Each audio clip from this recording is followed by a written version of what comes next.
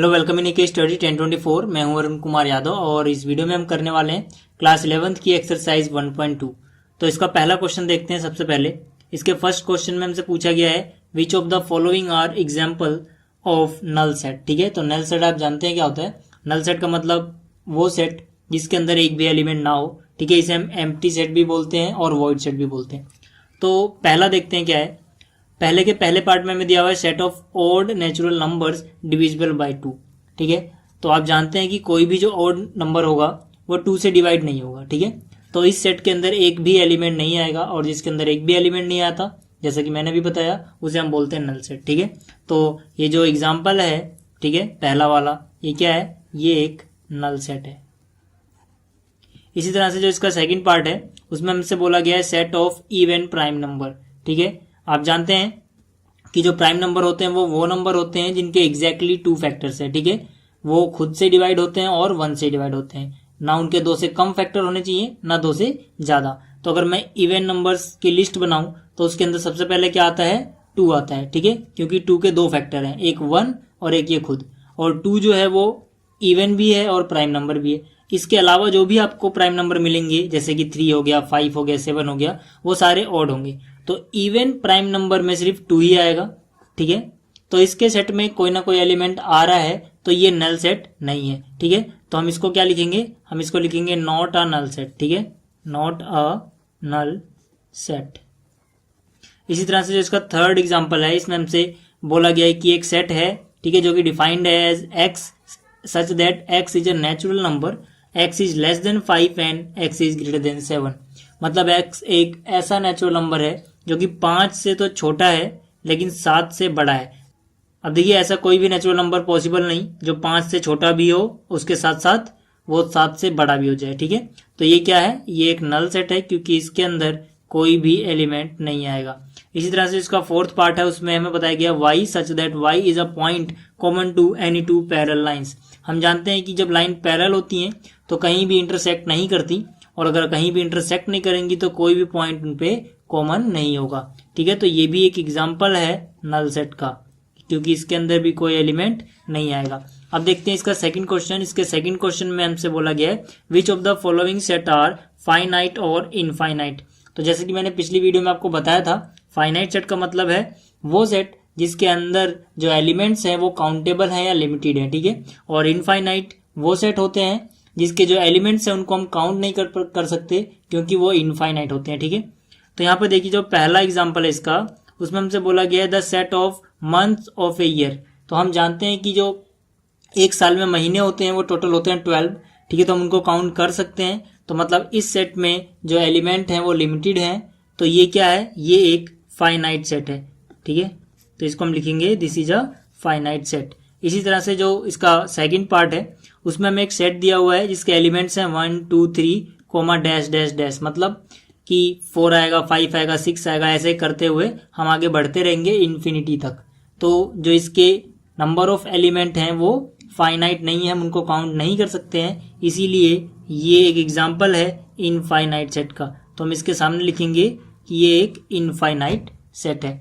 ठीक है, और जो इसका थर्ड एग्जाम्पल है इसमें हमें दिया हुआ है 1 2 3 ऐसे करते हुए 99 फिर 100 पे हमें रुक जाना है। ठीक है, तो यहां से देखिए इसके जो टोटल एलिमेंट है उसको हम काउंट कर सकते हैं क्योंकि अब ये 100 के आगे नहीं जा रहा है।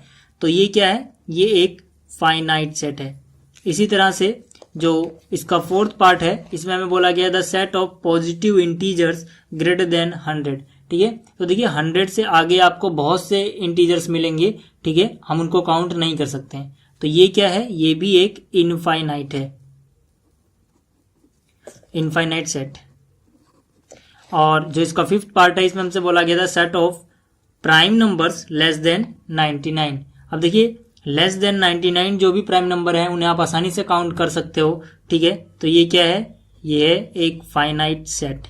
इसी तरह से जो क्वेश्चन नंबर 3 है इसमें हमसे फिर से पूछा गया है कि इनमें से कौन सा फाइनाइट है, कौन सा इनफाइनाइट है। इसका पहला पार्ट है the set of lines which are parallel to X axis. ठीक है, तो मान लीजिए यहाँ पर ये मैंने जो बनाया ये एक्स एक्सिस है। ठीक है, एक्स डैश और ये है एक्स। तो आपको पता है कि आप इनफाइनाइट लाइन खींच सकते हैं जो कि एक्स एक्सिस के पैरेलल होंगी। ठीक है, ऐसे हम इनफाइनाइट लाइंस खींच सकते हैं। तो ये क्या है, ये एक एग्जांपल है इनफाइनाइट सेट का। अब देखते हैं इसका दूसरा पार्ट क्या है। अब देखिए इसके दूसरे पार्ट में हमें दिया हुआ है the set of letters of English alphabet, ठीक है। तो हम जानते हैं कि जो इंग्लिश अल्फाबेट है उसमें जो लेटर्स होते हैं वो लिमिटेड है, हम उनको काउंट कर सकते हैं, टोटल 26 होते हैं। तो ये एक एग्जांपल है फाइनाइट सेट का, ठीक है। और इसी तरह से जो थर्ड पार्ट है इसका, इसमें बोला गया है the set of multiples of 5, ठीक है। तो हम जानते हैं कि जो 5 के मल्टीपल्स हैं वो इनफाइनाइट होंगे, ठीक है। 5 होगा, फिर 10 होगा, 15 होगा, 20 होगा और 25 होगा, फिर इसी की तरह से हम बढ़ते रहेंगे इन्फिनिटी तक। तो इसके नंबर ऑफ एलिमेंट जो है इनफाइनाइट है, इसीलिए ये जो सेट है ये क्या है, ये है इनफाइनाइट सेट। अब देखिए जो इसका अगला पार्ट है, इसमें हमसे बोला गया था set of animals living on the earth, ठीक है। तो जितने भी एनिमल्स रहते हैं अर्थ पे वो फाइनाइट नंबर है, हालांकि वो बहुत बड़ा नंबर है लेकिन फाइनाइट है, ठीक है। तो ये भी एग्जांपल होगा फाइनाइट सेट का, तो हम इसे लिखेंगे फाइनाइट सेट, ठीक है। इसी तरह से जो इसका फिफ्थ पार्ट है उसमें हमसे बोला गया था set of circles passing through 0,0 यानी कि ओरिजिन। तो इसके लिए आपको एक बात पता होनी चाहिए कि एक पॉइंट से इनफाइनाइट सर्कल हम खींच सकते हैं, ठीक है। यहाँ से एक सर्कल ड्रॉ किया, इसी पॉइंट से दूसरा सर्कल, फिर इसी पॉइंट से तीसरा सर्कल और चौथा सर्कल, ठीक है, और ये पांचवा, ऐसे इनफाइनाइट सर्कल हम एक पॉइंट से खींच सकते हैं। तो जो ये एग्जाम्पल है ये इनफाइनाइट सेट का, ठीक है। तो हम यहाँ लिखेंगे इनफाइनाइट सेट, तो ये हो गया इनफाइनाइट सेट। जो इसका क्वेश्चन नंबर 4 है इसमें हमसे पूछा गया है state whether A is equal to B और नॉट। हमें बताना है कि जो सेट ए है वो बी के बराबर है या फिर नहीं है। तो यहाँ पे देखिए ए के अंदर है ए बी सी डी, जो बी है उसके अंदर भी क्या है ए बी सी डी, लेकिन बस इनका ऑर्डर चेंज है। तो पिछली वीडियो में बता चुका हूँ कि ऑर्डर चेंज होने से कोई फर्क नहीं पड़ता, बस सारे के सारे एलिमेंट जो है वो सेम होने चाहिए और कोई एक्स्ट्रा एलिमेंट नहीं होना चाहिए किसी भी सेट में। तो यहाँ पर दोनों सेट में एग्जैक्टली सेम एलिमेंट है, तो हम लिख सकते हैं कि यहाँ पर ए जो है वो बी के बराबर है, ठीक है।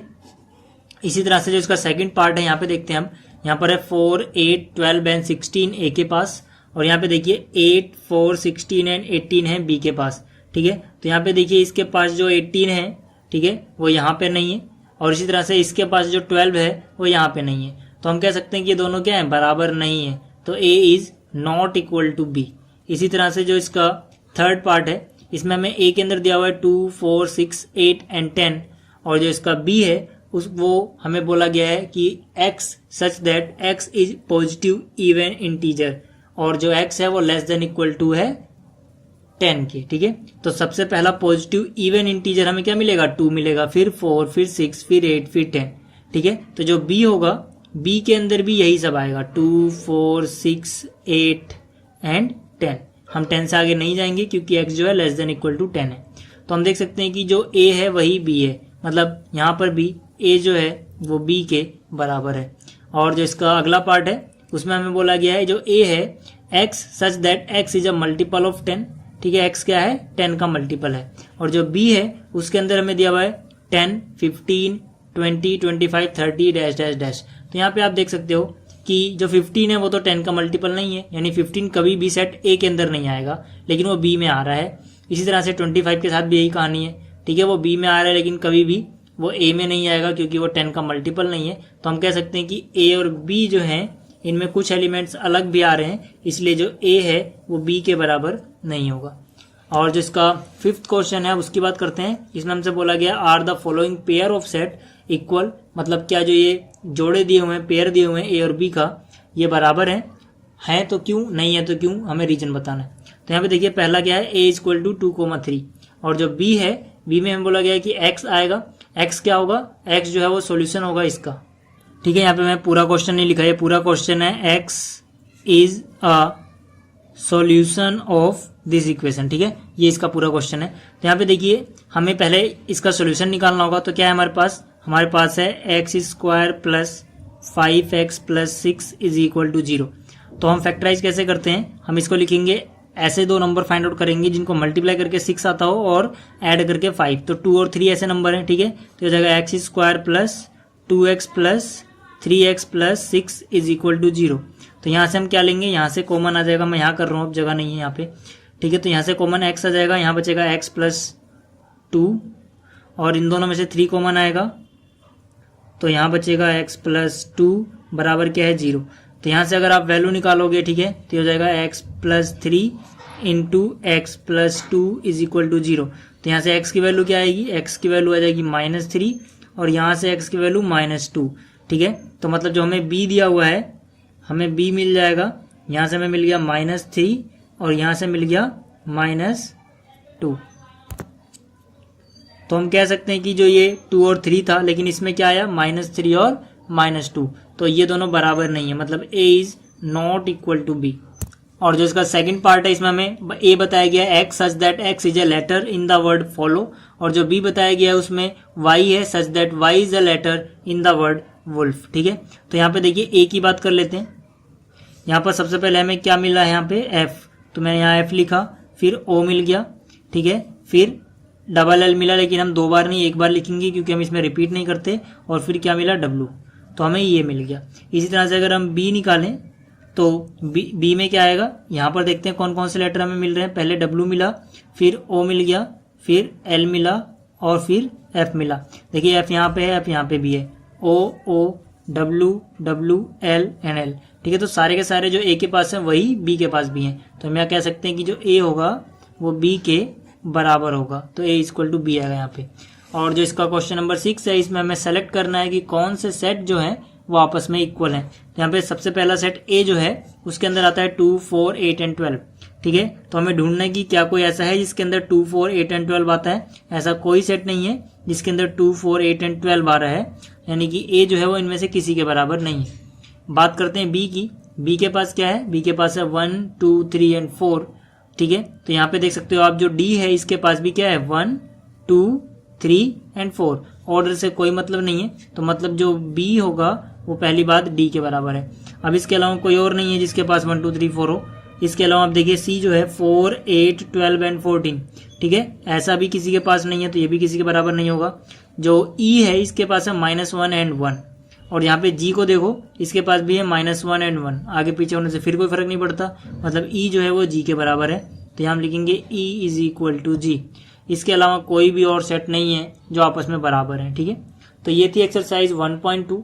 उम्मीद है आपको ये सारे क्वेश्चन समझ में आए होंगे। अगर आपको ये वीडियो अच्छी लगी है तो इसको लाइक करें, शेयर करें एंड इस चैनल को सब्सक्राइब करें। मिलते हैं फिर अगली वीडियो में, तब तक के लिए गुड बाय।